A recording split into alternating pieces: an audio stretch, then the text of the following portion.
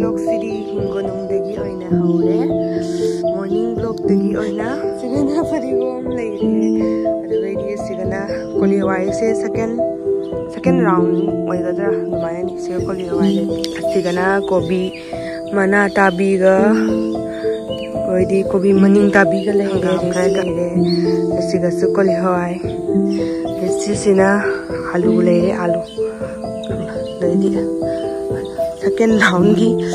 से कोली हुआ इन्हें नम मामा ऐसे करना आलू मत नहीं से ना आलू नहीं है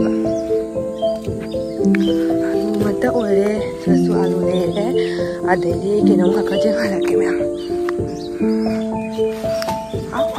आहान बगी वीडियो जिंग बमी दिखाऊं बने बुका इन आहान बगी गुनों दोसो उत्की बने तो कहीं थी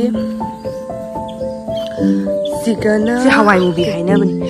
हवाई मूवी से सिगा सुबह पान में हम सारे तो हवाई मूवी से पान से हम फलन सा कर ले ये सिगा सु आलू मते कर ले रे दो सिगा ना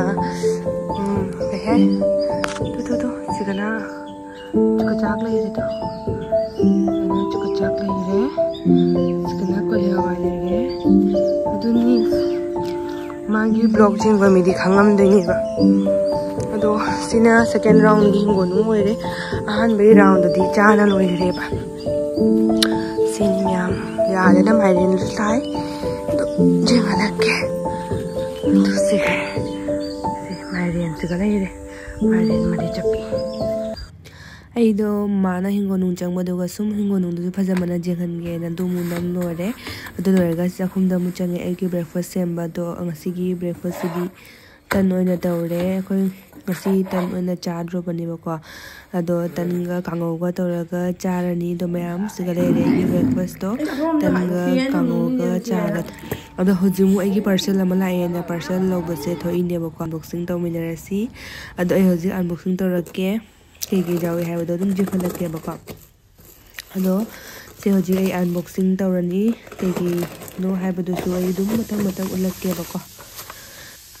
सिसिना फाउंडेशन ने बको दो सिसे एगी मानबी अमना रिकमेंड तोरक बने बाय वना दो आइसु मो ट्राई तौद्री सिना फर्स्ट टाइम ट्राई तौदोनी अदो मयाम तैरगा उहलके बको हजिपुरी उहलराय मथंगी वीडियो नरगा तोप मतमदा उहलगे अदो सिना फाउंडेशन ले रे दो सिना मॉइस्चराइजर ने बा ना मॉइस्चराइजर ले रे दुगैदी मथंगदना असिगना न्यूड कलर की लिपस्टिक अमगा लिप लाइनर अमगा ले रे मैम को खुंदा फुटबॉल सानैबको टूर्नामेंट होइना 5 days सुरे अदो ngasi से फाइनल नि दो यंग बचत के तविने बको अदो मैम दसु यंग हलका हम जिंगना बा लांगनाय गाड़ी परेंग परे तो अदो फुटबॉल फील्ड बि जोदर इदंग नै बा खो जूम दगी अदो यंग हलका हो गाड़ी में पईरे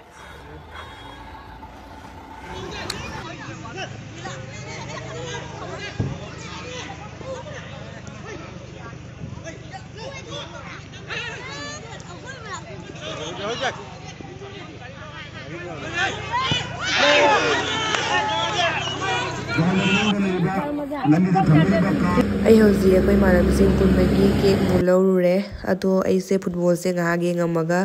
इमानबी अखोय अहुम से पुनदब कुइरे हैना अक्ता सिल्लगा पुनमने बको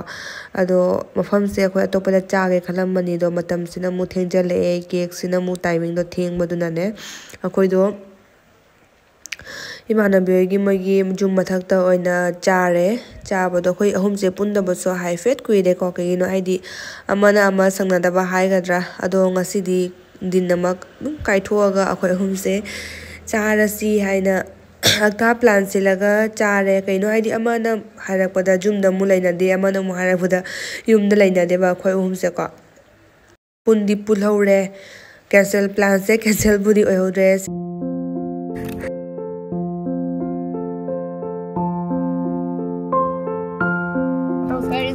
하거든. 엄마 하거든.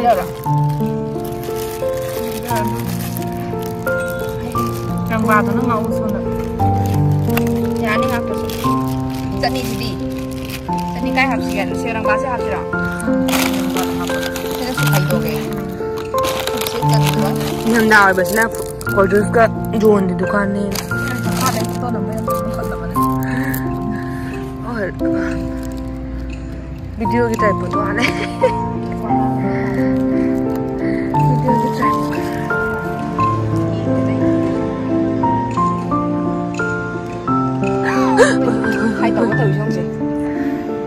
Sigana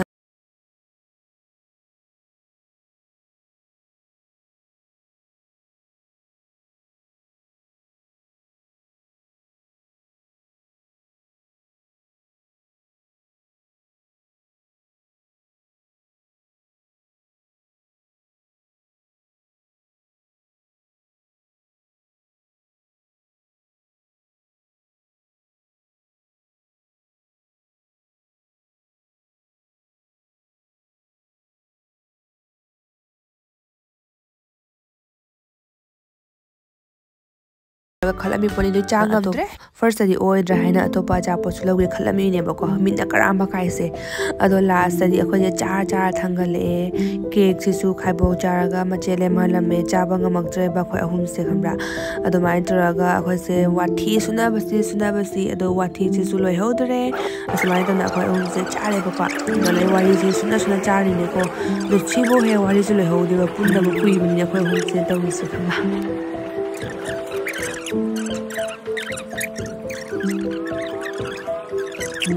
Unadana unaba sisina ne mi ahumni wari haina ko wari se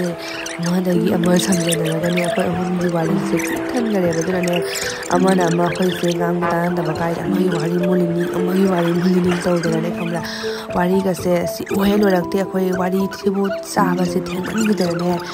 wari liba ga se akhoi pen ni haina ni ne ko wari se loi hoda bagi akhoi le trane ko ina una da bagi wari se mayam punjalaga akhoi gi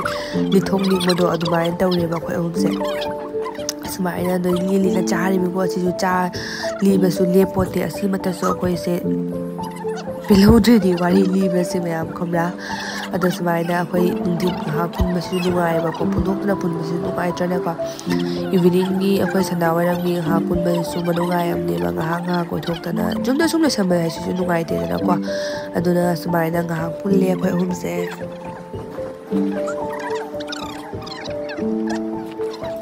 ado ngasi idin se akoi ahum se itha thajana sumaina